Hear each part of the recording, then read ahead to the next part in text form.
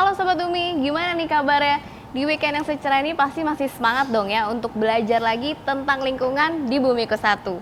Ngomong-ngomong nih Sobat Umi di rumah, sering gak sih mengkonsumsi minuman kaleng seperti ini? Minuman yang satu ini emang paling praktis ya. Kalau Sobat Umi di rumah lagi haus, tinggal ambil aja, diminum, dan kalau sudah habis bisa langsung dibuang. Nah, karena kepraktisannya inilah makanya banyak banget Sobat Bumi kita yang mengkonsumsi minuman kaleng seperti ini. Dan gak heran kalau 20% dari total sampah yang dihasilkan oleh orang Indonesia itu per harinya itu merupakan jenis sampah kaleng. Dan salah satu website dari Pusat Pendidikan Konservasi Alam ini dikatakan bahwa setiap harinya orang Indonesia itu bisa menghasilkan sekitar 2.260 ton sampah kaleng per hari. Banyak kan Sobat Bumi? Kira-kira sampah kaleng yang sebanyak ini mau diolah menjadi apa ya? Temukan nih jawabannya di episode Bumi ke satu ini.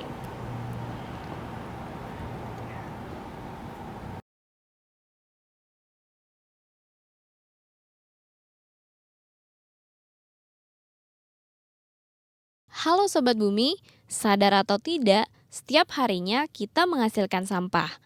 Umumnya kita menganggap barang bekas sebagai barang tidak berharga, termasuk kaleng bekas yang biasanya akan kita buang tanpa berpikir panjang.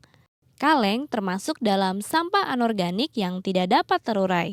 Bisa dibayangkan Sobat Bumi, bagaimana jadinya bumi kita bila sampah-sampah kaleng tersebut tidak bisa kita daur ulang. Bisa-bisa bumi kita menjadi gunungan sampah kaleng. Walau tergolong sampah dan sederhana, sampah kaleng ini masih memiliki potensi untuk dimanfaatkan.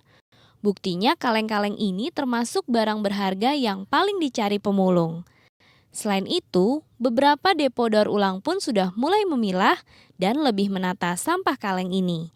Caranya sederhana Sobat Bumi, yaitu kaleng tinggal dipipihkan menggunakan alat pemipih atau bahkan secara sederhana hanya diinjak dengan kaki. Tujuannya yaitu untuk efisiensi ruang dan berat saat dikumpulkan. Selain didaur ulang di depo, ternyata sampah kaleng minuman mendatangkan berkah tersendiri bagi pengusaha yang kreatif. Satu diantaranya yaitu ditekuni oleh Ogifson Haryanja atau disapa Gifson. Sampah kaleng minuman yang banyak ditemui di pinggir jalan diubah dengan tangan kreatifnya menjadi sumber kreasi bernilai jual tinggi. Sampah kaleng ini diubah menjadi beragam miniatur yang menarik. Bahkan buah ketekunan dan kreatifnya sampai pada pengundangan beliau ke acara Kementerian Lingkungan Hidup 2011 karena andil dalam upaya pengolahan sampah. Simak tuntas kiprah kreatif dan mengelola sampah kaleng di episode kali ini ya.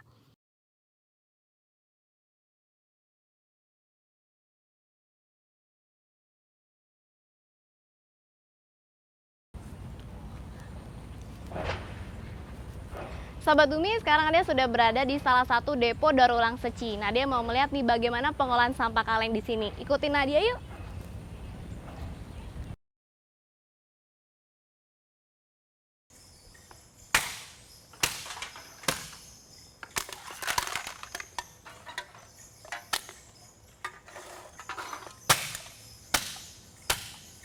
Pak, boleh saya coba Pak? Oh, silakan.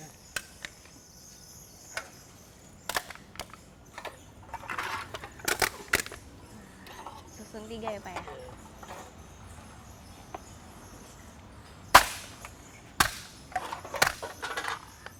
Lagi Pak.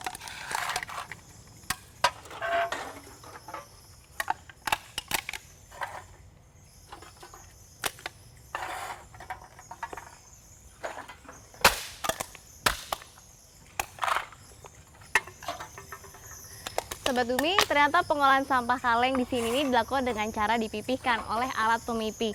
Dan hasilnya kaleng akan menjadi seperti ini. Setelah ini baru kaleng akan dijual ke salah satu pabrik daur ulang kaleng. Pengolahan sampah anorganik memang bisa dilakukan dengan berbagai cara ya Sobat Bumi, tergantung ide dan kreativitas kita mengolahnya. Kira-kira nih bagaimana ya caranya Pak Gibson bisa mengolah sampah kaleng ini menjadi sesuatu yang unik. Kita lihat saja yuk obrolannya.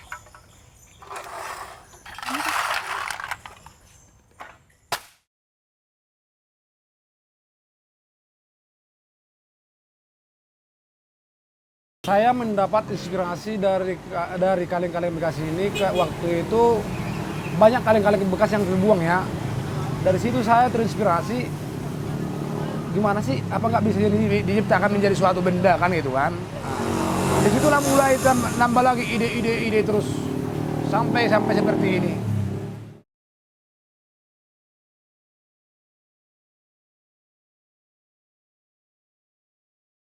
Karena memang di lingkungan kita ini kan banyak sampah-sampah ya.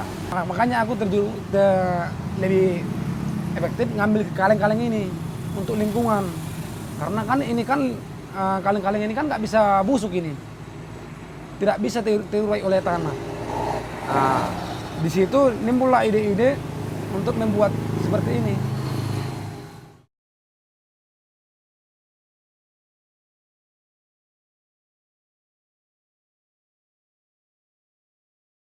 Karena saya lebih fokus mengolah limbah kaleng ini karena plastik kan udah banyak yang ngerjain. Dari koran juga udah banyak. Jadi selama ini kan kaleng ini belum ada. Saya hanya menciptakan yang belum pernah ada gitu.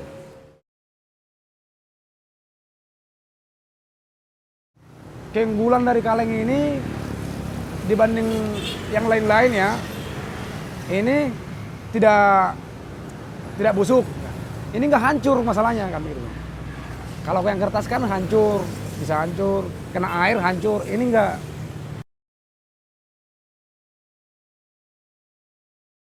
Untuk dampak untuk yang aku rasakan untuk lingkungan, satu, lingkungan itu bisa bersih ya. Berkurangnya kaleng-kaleng bekas-bekas kayak gini. Dan juga kaleng-kaleng ini kan nggak bisa terurai dengan tanah. Jadi kalau ini busuk di tanah, ini pasti pencemaran lingkungan. Kalau ada botol-botol ini, ada air, terjadilah demam berdarah. Jadi kalau untuk diri saya, terutama lingkungan saya udah mengurangi limbah-limbah kayak gini.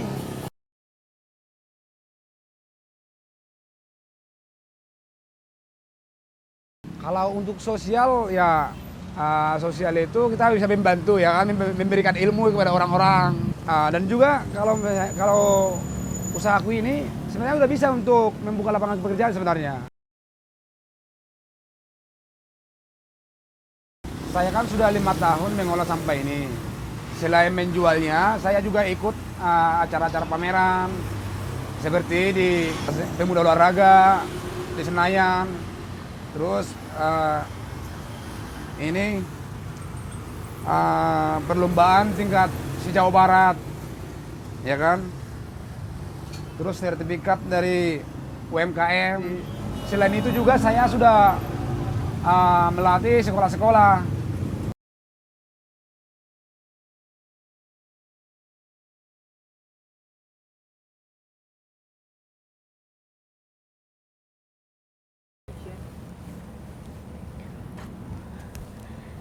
Sobat Bumi, sampah kaleng termasuk dalam deretan sampah yang mengancam lingkungan karena sifatnya yang tidak dapat terurai oleh alam. Hal ini dikarenakan sampah kaleng terbuat dari plat timah yang tidak dapat diurai oleh mikroorganisme tanah. Dan plat timah ini merupakan lembaran baja berkarbon rendah dengan ketebalan 0,15 sampai 0,5 mm. Dan plat timah ini mengandung kandungan timah putih sekitar 1 sampai 1,25% dari berat kaleng itu sendiri. Nah Sobat Bumi, lembaran plat inilah yang dikreativitaskan oleh Pak Gibson untuk membuat bentuk-bentuk aneka miniatur yang unik. Seperti apa cara membuatnya? Kita lihat di segmen Kulak-Kulik yang satu ini.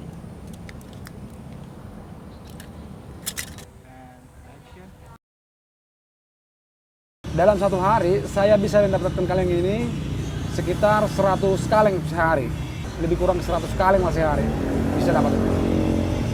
Dan kaleng-kaleng ini juga aku dapatkan dari orang-orang setempat, dari teman-teman yang punya warung-warung suka ngasih-ngasih sama aku. Di sini ntar kita mau bikin suatu miniatur dari kaleng-kaleng bekas ini. Tahap pertamanya kita potong dulu kalengnya. Contohnya gini.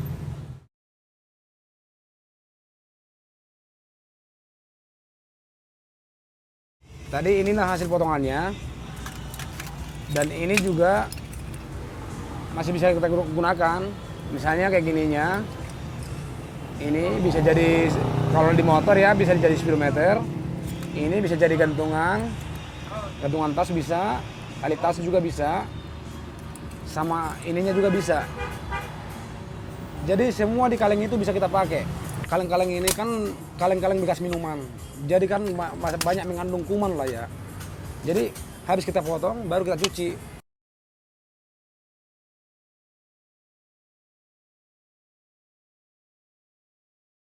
Kaleng-kaleng yang udah kita cuci ini siap untuk kita bentuk. Yuk. Sekarang kita mau bikin Vespa seperti ini ya. Seperti ini. Pertama, kita bikin dulu seperti ini. Kayak model pola. Polanya. Terus dari pola ini kita tempel kaleng yang udah kita potong tadi. Nah, kayak gini. Ini kita tempel ke sini.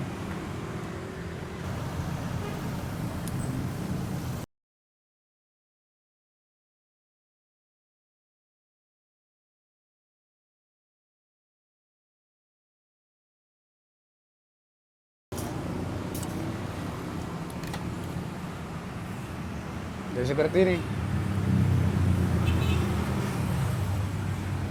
Terus tadi bawahnya tadi kita bikin roda jadi seperti ini. Rodanya.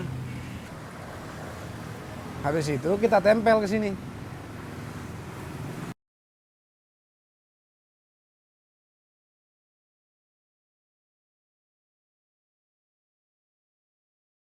Jadi seperti ini. Seperti ini. Setelah seperti ini kita tutup. Ambil sekitar segini, taruh sini.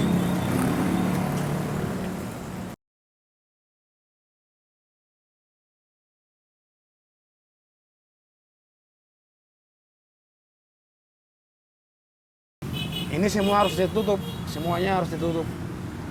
Nyambung semua. Karena Vespa itu ada boxnya di sini ya. Kita bikin box. Kita ambil kayak yang ini.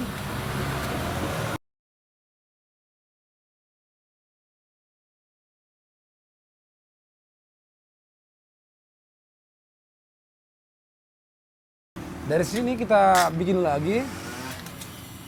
Ini sampahnya bukan jadi sampah ya, nggak boleh dibuang. Ini bisa diolah lagi.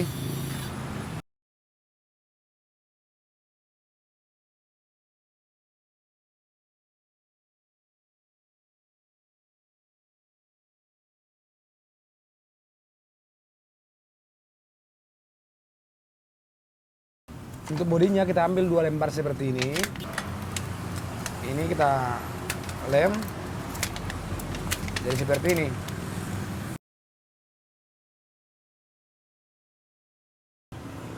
Ini kita tempel di sini.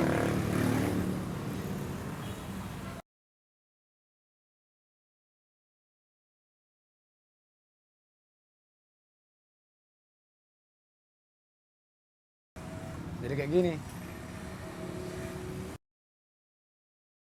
Jadi untuk roda depan ini itu yang nempel di sini. Nah, sekarang kita bikin joknya dari sini. Nah.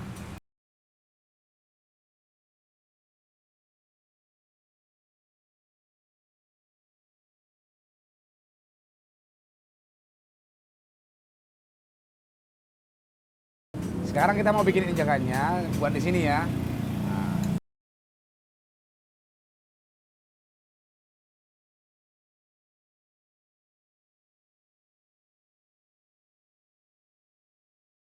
Jadi seperti ini.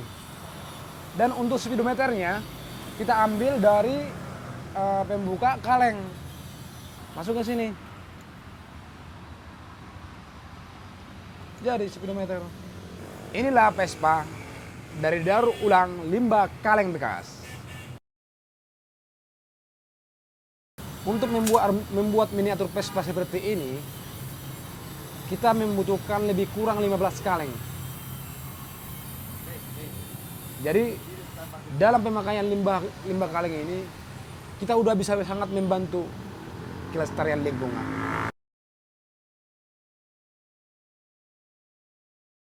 Sobat Bumi, sudah lihat kan aksi demo membuat miniatur menarik di segmen Kula Kulik? Ini adalah satu bukti bahwa masih ada anak bangsa yang peduli dan memiliki inisiatif mengelola sampah. Ternyata dengan memiliki pikiran kreatif saja belum cukup. Perlu disebarluaskan juga Sobat Bumi. Selain mengolah sendiri sampah kaleng, sehari-hari Gibson juga sering memberikan pelatihan pengolahan sampah kaleng. Kali ini, pelatihan diberikan di Sekolah Dasar Prima Sakinah Islamic School Bekasi. Sekolah ini disebut juga sekolah hijau karena berbasis pada kurikulum peduli lingkungan. Antusiasme sangat terlihat ketika siswa-siswa mengolah sampah kaleng menjadi sebuah karya seni yang menarik. Di sini, anak-anak diajarkan sejak dini untuk tidak membiasakan diri membuang sampah. Selain itu, mereka diajak untuk mendaur ulang sampah anorganik, termasuk sampah kaleng ini. Caranya sangat sederhana, yaitu sampah kaleng dikumpulkan, digunting, dan dibentuk sesuai petunjuk Gibson. Tentunya dengan pengawasan agar keamanan dan keselamatan tetap terjamin. Sobat Bumi, hal seperti ini ternyata sangat penting untuk dilakukan. Walau dari luar terlihat sederhana, namun penanaman nilai dan kebiasaan yang berusaha ditularkan sangat positif bagi anak sang generasi penerus. Kelak, nilai pelestarian lingkungan ini akan terus diingat dan dilakukan sampai mereka besar nanti. Perilaku dan kebiasaan baik untuk pelestarian lingkungan harus ditularkan dan disebarluaskan ya, setuju?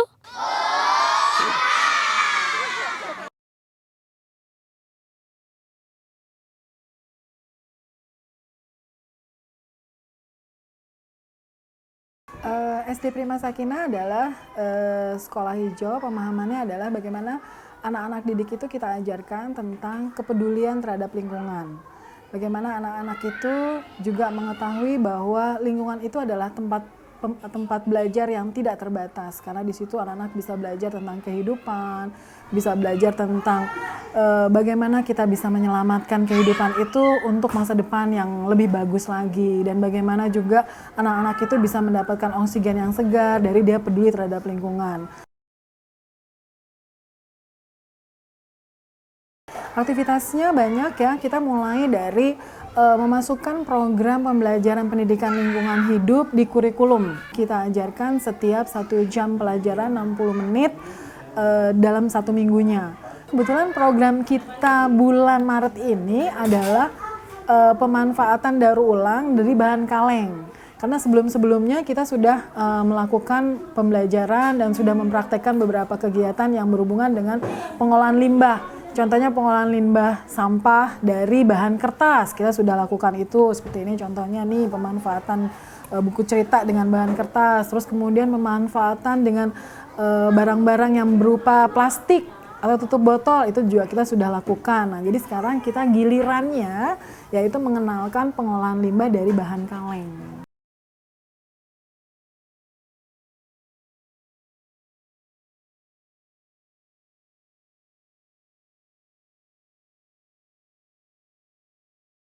Kalau kita bicara efektivitas, tentunya ada beberapa macam kegiatan. Salah satunya kita memang melakukan pelatihan seperti ini atau pembelajaran seperti ini.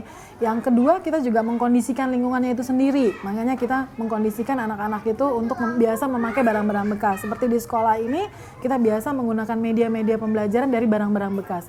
Itu juga tujuannya adalah untuk membuat efektivitas.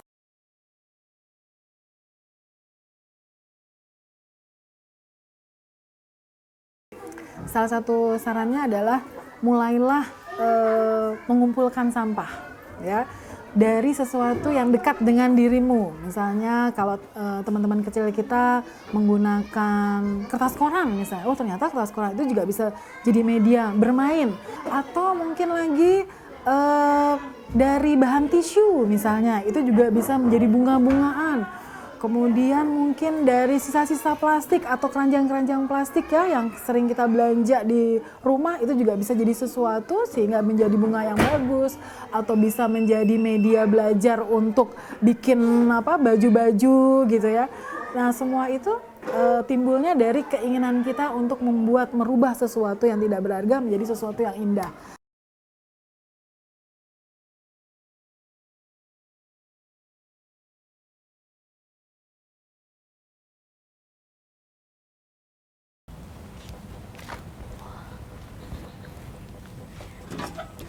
Sobat Bumi masih seputar kreasi pengolahan sampah kaleng dan kali ini berasal dari luar Indonesia. Di segmen berita lingkungan kali ini akan ada kreasi yang unik dan inspiratif seputar pemanfaatan sampah kaleng. Kira-kira sampah kaleng ini akan dijadikan apa lagi ya? Penasaran? Saksikan ya di segmen berita lingkungan yang satu ini.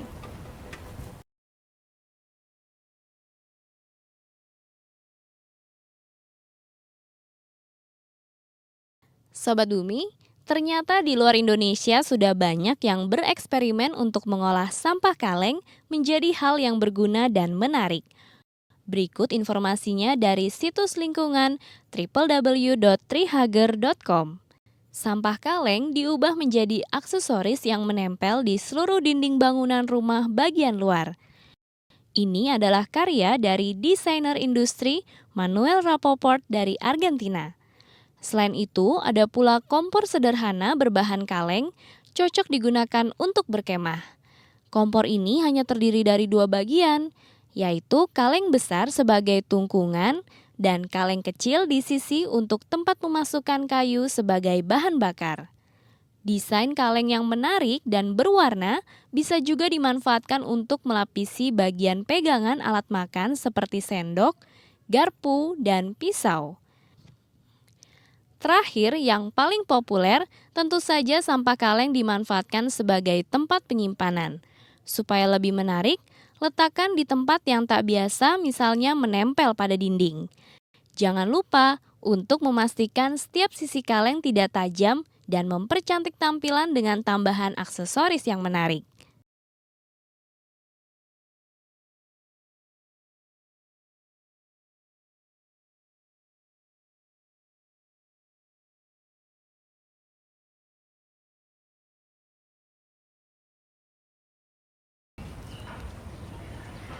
Sobat Bumi, akhirnya selesai juga nih Nadia melihat bagaimana pengolahan sampah kaleng di depo daur ulang Seci ini.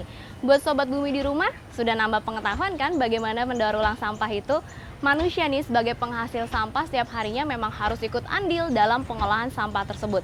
Seperti yang Sobat Bumi kita lakukan, mengasah kreativitasnya dalam mendaur ulang sampah.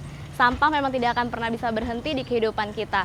Tapi Sobat Bumi, sebagai Sobat Bumi, ayo dong kita semangat untuk mengolah sampah-sampah tersebut. Dan yang penting, memakai produk recycle sebagai wujud terima kasih kita kepada orang-orang yang telah mendaur ulang sampah. Buat Sobat Bumi di rumah nih yang belum memfollow Twitternya Bumiku1, jangan lupa ya follow di @bumiku1.tv. Ditunggu ya komen-komennya. Dan saksikan terus nih episode-episode yang lebih seru dan lebih menarik lainnya. Setiap hari Minggu jam 5 sore pastinya hanya di Dai TV. Kalau gitu Nadia pamit dulu ya, sampai ketemu minggu depan. Bumiku1, lestarikan selalu. Dadah Sobat Bumi.